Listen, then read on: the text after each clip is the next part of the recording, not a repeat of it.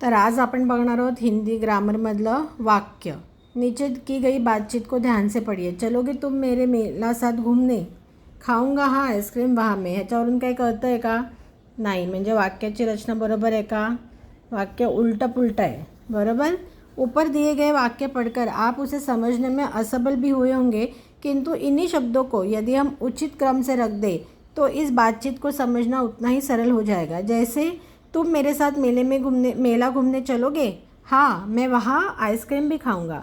हम आपस में जो भी बातचीत करते हैं वह वाक्यों में ही करते हैं। वाक्य सार्थक मतलब सही अर्थ वाले शब्दों के व्यवस्थित और क्रमबद्ध समूह से बनते हैं जो किसी विचार को पूर्ण रूप से प्रकट करते हैं।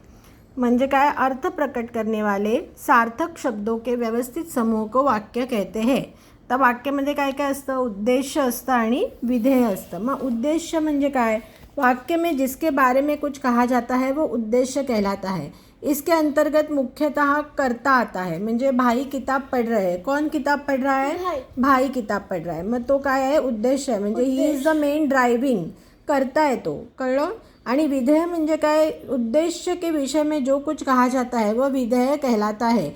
इसके अंतर्गत मुख्यतः क्रिया कर्म आदि का विस्तार आता है। म्हणजे भाई किताब पढ़ रहे हैं। मग भाई एकदा उद्देश्य कळलं की बाकी पूर्ण वाक्य काय कर रहे? भाई किताब पढ़ रहे हैं। तो किताब पढ़ रहे काय आहे? विधेय आहे। यहाँ किताब पढ़ रहे विधेय है क्योंकि यह उद्देश्य भाई का कर्म क्रिया और विस्तार है। यह वाक्यांश भाई के संबंध में बता रहा है, अतः यह विधेय है। वाक्य के भी भेद है। म्हणजे काय? रचना के आधार पर और अर्थ के आधार पर अजून भरपूर भेद आहेत वाक्य के। आता रचना के आधार पर काय? सरल वाक्य, संयुक्त वाक्य, मिश्र वाक्य। मग आता सरल वाक्य म्हणजे काय? की ज्याच्यामध्ये एक ही उद्देश्य और विधेय है, उन्हें सरल वाक्य कहते हैं। इनमें किसी भी प्रकार के योजक चिन्हों का प्रयोग नहीं किया जाता। म्हणजे बगीचे में फूल खिले हैं। मग कहाँ फूल खिले हैं? बगीचे। मग बगीचे काय आहे? उद्देश्य आहे। आणि फूल खिले है विधेय। राजेश क्रिकेट खेल रहा है। कौन क्रिकेट खेल रहा है? राजेश। मग राजेश काय आहे? उद्देश्य आहे। आणि क्रिकेट खेल रहा है विधेय। म्हणजे ह्याच्यामध्ये एकच उद्देश्य आणि एकच विधेय। मग ह्याला काय म्हणतात? सरल वाक्य। सरल। आता संयुक्त। संयुक्त म्हणजे काय? जुड़ा हुआ। जब दो अलग अलग स्वतंत्र वाक्यों को योजक शब्द की मदद से जोड़कर एक वाक्य बनाया जाता है उसे संयुक्त वाक्य कहते हैं। म्हणजे काय? रीना खेल रही है और मीना पढ़ रही है। म्हणजे इथे रीना उद्देश्य आहे, खेल रही है विधेय आहे। आणि इथे मीना पढ़ रही है, मीना उद्देश्य आहे आणि पढ़ रही है विधेय आहे। आणि और काय आहे? योजक शब्द आहे। म्हणजे या और या योजक शब्दाने या दोन वाक्यांना आपण एकत्र केलं तर त्याला काय म्हणतात? संयुक्त वाक्य। इथे दीदी कमरे में गई। आता विधेय कुठलं आहे? कोण आहे? सॉरी, उद्देश्य कुठलं आहे? दीदी। आणि कमरे में गई विधेय आहे। इथे पुस्तक काय आहे? उद्देश्य आहे। पुस्तक ढूंढने लगी। पुस्तक आहे उद्देश्य नाही। ह्याच्यामध्ये सॉरी, पुस्तक ढूंढने लगी हे दीदीबद्दलच सांगितलं। म्हणजे हे पूर्ण वाक्य काय आहे? विधेयच आहे। कळलं? उद्देश्य दीदीच आहे। उद्देश्य म्हणजे दीदी पुस्तक ढूंढने लगी। म्हणून मग काय? दीदी कमरे में गई और पुस्तक ढूंढने लगी या योजक शब्दाने हे दोन वाक्य जोडलेत। म्हणजे ह्याला म्हटलं संयुक्त वाक्य। आता मिश्र वाक्य। मिश्र वाक्य म्हणजे काय? मिला जुला। किसी प्रधान वाक्य के साथ एक या एक से अधिक आश्रित उपवाक्य जोड़कर जो वाक्य बनाया जाता है उसे मिश्र वाक्य कहते हैं। मग दीदी स्टेशन पहुंची थी कि ट्रेन निकल पड़ी। म्हणजे काय? कोण? दीदी इथे काय आहे? उद्देश्य आहे। स्टेशन पहुंची थी विधेय आहे। ट्रेन निकल पड़ी पण विधेय। पण म्हणजे हे आश्रित उपवाक्य आहे। ह्याच्यानंतर हे होतं आहे दीदी स्टेशन पहुंची थी की ट्रेन निकल पड़ी। म्हणजे ह्याला मिश्र वाक्य म्हणतात। ओके। म्हणजे ह्याच्यामध्ये परत माँ ने तस्वीर खरीदी जो बहुत सुंदर थी। म्हणजे माँ ने उद्देश्य, माँ ने तस्वीर खरीदी, ती कशी होती तस्वीर? म्हणजे त्या तस्वीरबद्दल जास्त सांगतोय म्हणून त्याला आश्रित उपवाक्य म्हणतात। म्हणजे या वाक्याला काय म्हणतात? मिश्र वाक्य। आता योजक शब्द। योजक शब्द कुठले आहेत? और, या, किंतु, परंतु, तथा हे सगळे काय आहेत? योजक वाक्य। प्रधान वाक्य काय? म्हणजे प्रधान वाक्य स्वतंत्र आहे। म्हणजे आता दीदी स्टेशन पहुंची थी या वाक्याने तुला बोध होतोय, पण ट्रेन निकल पड़ी। ट्रेन निकल पड़ी, कौन से ट्रेन निकल पड़ी? कब की बात कर रहे हो? म्हणजे या दीदी शब्दाचं हे मेन वाक्य असेल तर या वाक्याला जास्त अर्थ आपल्याला निर्माण होतो म्हणून त्याला आश्रित उपवाक्य म्हणतात। आश्रित वाक्य इन्हें अलग से नहीं बोला जा सकता। ये पूरी तरह से प्रधान वाक्य पर निर्भर करते हैं क्योंकि जब तब जैसा वैसा जो वह यादी तो आदि योजकों का प्रयोग मिश्र वाक्य में किया जाता है। आता हे कशाचे झाले? हे वाक्याचे तीन प्रकार कसे झाले? रचना के आधार पर। कशाचे झाले? रचना के आधार पर. मग काय झालं रचना के आधार पर? सरल वाक्य, संयुक्त वाक्य, मिश्र वाक्य. म्हणजे एकच उद्देश आणि एकच विधेय असेल तर सरल वाक्य. दोन म्हणजे मल्टिपल उद्देश आणि मल्टिपल विधेयक असतील आणि त्याला आपण जर योजक शब्दाने जोडलं तर ते झालं संयुक्त वाक्य. आणि मिश्र वाक्य म्हणजे काय? एक प्रधान वाक्य असेल आणि एक त्याचं आश्रित उपवाक्य असेल, त्याला परत योजक शब्दाने जोडलं तर ते झालं काय झालं? मिश्र वाक्य. आता अर्थ के आधार पर 8 प्रकार आहे. म्हणजे काय झालं? रचना के आधार पर 3 आणि अर्थ के आधार पर वाक्य के 8 प्रकार आहेत. कुठले आहेत? विधानवाचक, प्रश्नवाचक, आज्ञावाचक, निषेधवाचक, इच्छावाचक, संदेहवाचक, संकेतवाचक आणि विस्मयादिबोधक. म्हणजे अर्थ के आधार पर वाक्यों के कितने प्रकार है? 8. मग आता विधानवाचक म्हणजे काय? इन वाक्यों में किसी व्यक्ति, वस्तु अथवा स्थिति के बारे में सामान्य जानकारी मिलती है. मतलब शेर जंगल में रहता है म्हणजे शेरबद्दल आपल्याला सांगितलं की शेर कुठे राहतो? जंगल में. शेर इथे उद्देश आहे, जंगल में रहता है विधेय. आज विद्यालय बंद आहे म्हणजे हे प्लेन वाक्य आहे. विधानवाचक म्हणजे काहीतरी माहिती त्याच्यातून दिली आहे. प्रश्नवाचक, तुम्हारा नाम क्या है किंवा होली कब है, तर हे सगळे काय आहेत? प्रश्न विचारले जातात, त्यांना म्हणतात प्रश्नवाचक. क्या आज्ञा देते आहे की जाओ अभी अपनी पढ़ाई करो. मग ह्याच्यामध्ये काय आहे? आज्ञा दिली आहे. तुम जाकर अपना गृहकार्य करो. क्या आहे? आदेश दिले, आज्ञा दिली. एक ग्लास पाणी लाव, आज्ञा आहे. किंवा रिक्वेस्ट आहे, प्लीज लाव म्हटलं तर रिक्वेस्ट आहे. तर म्हणजे आदेश या निर्देश दिया है तो उसे क्या कहते हैं? आज्ञावाचक. निषेधवाचक मतलब नकारांत आलं की निषेधवाचक. मतलब मुझे इंग्रजी बोलना आता नहीं है, एक मुझे रोटियां बनाने नहीं आती या मेरी रोटियां गोल नहीं बनती. म्हणजे नाही, काहीतरी कुठली तरी गोष्ट होत नाही आहे हे सांगतात, म्हणजे त्याच्यात आहे निषेधवाचक. इच्छावाचक म्हणजे काय की चांगलं काहीतरी बोलायचं. काश मुझे पेपर बहुत अच्छे जाए, भगवान तुम्हें हमेशा स्वस्थ रखे, तुम्हारी झोली खुशियों से भर दे. म्हणजे ह्याच्यामध्ये काय? इच्छा, आशीर्वाद, शुभकामना दर्शवली आहे तर त्याला म्हणतात इच्छावाचक. संदेहवाचक म्हणजे डाऊट म्हणजे एखादी गोष्ट होईल की नाही आपल्याला माहिती नाही आहे.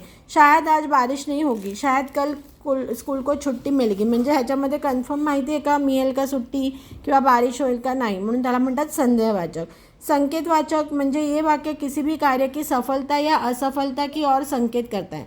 म्हणजे यदि पौधों में रोज़ पानी देते तो वो मुरझाते नहीं, अगर यदि हम रोज़ पढ़ाई करते तो हमें परीक्षा आसान हो जाएगी. म्हणजे काय आहे की सफलता कशाने दर्शवली आहे तर ते त्याला म्हणतात संकेतवाचक. विस्मयादिबोधक म्हणजे आश्चर्य, खुशी, दुःख, पीडा.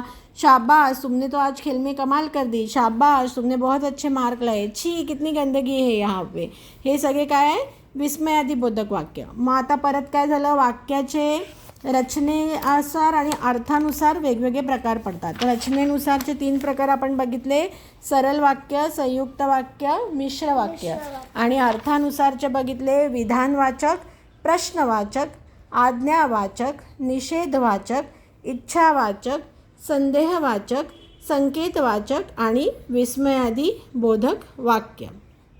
ओके. मग आता वाक्य के अंग कितने होते हैं? अंग 2. उद्देश्य आणि विधेय. उद्देश्य शब्द बघ कसा लिहिला आहे? उद्देश्य.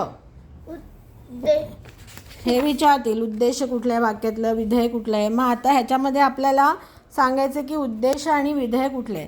तितलिया फूलों पर मंडरा रही है म्हणजे इथे करता कौन आहे? कौन. म्हणजे तितलिया काय आहे? उद्देश्य.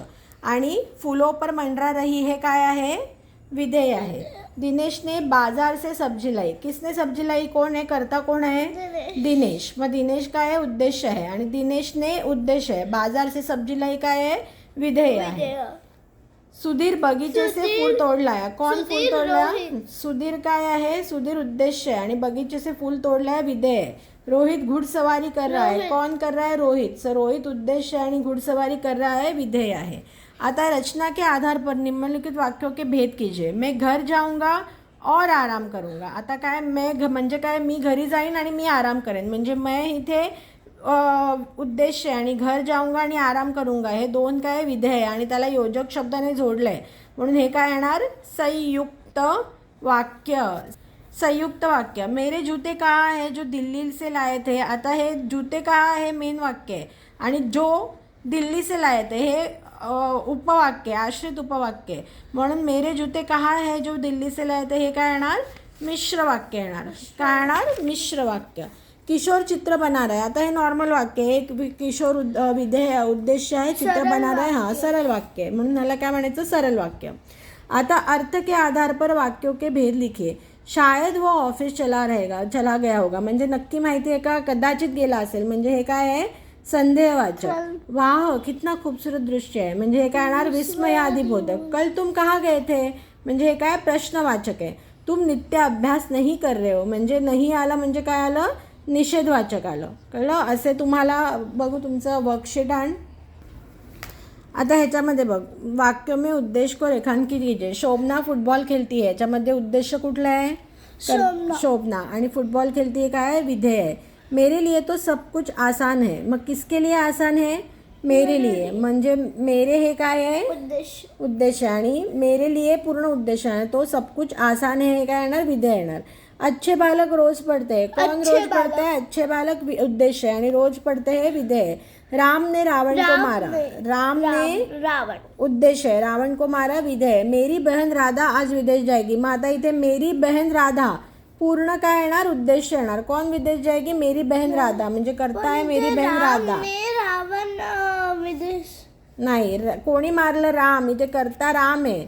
रावण कर्म आहे. मग कर्म विधेयमध्ये येणार. मेरी बहन राधा उद्देश येणार आणि आज विदेश जाएगी विधेय येणार इकडे. ओके. आता इथे लिहिलं निम्नलिखित वाक्यों के भेद पहचान कर. मैं स्कूल से आऊँगा और फिर बाजार जाऊँगा म्हणजे काय? मैं हे इथे उद्देश आहे आणि स्कूल से आऊँगा आणि फिर बाजार जाऊँगा हे दोन्ही काय आहेत? विधेय आहेत. आणि और काय आहे? योजक शब्द आहे म्हणजे दोन वाक्यांना जोडले इथे. मैं स्कूल से आऊँगा और फिर बाजार जाऊँगा म्हणजे हे काय आहे? संयुक्त वाक्य. काय आहे? संयुक्त वाक्य. मेरी पेंसिल कहाँ है जो कल मुझे उपहार में मिली थी. मग मेरी पेंसिल कहाँ है? प्रधान वाक्य आहे. आणि जो, तो, की आलं की काय आलं? कल म्हणजे हे आश्रित वाक्य आहे म्हणजे ह्याला काय म्हणणार? मिश्र वाक्य म्हणणार. ओके. मग परत यांनी क्या सिखा दिया है? सार्थक शब्दों के व्यवस्थित और क्रमबद्ध समूह को वाक्य कहते हैं.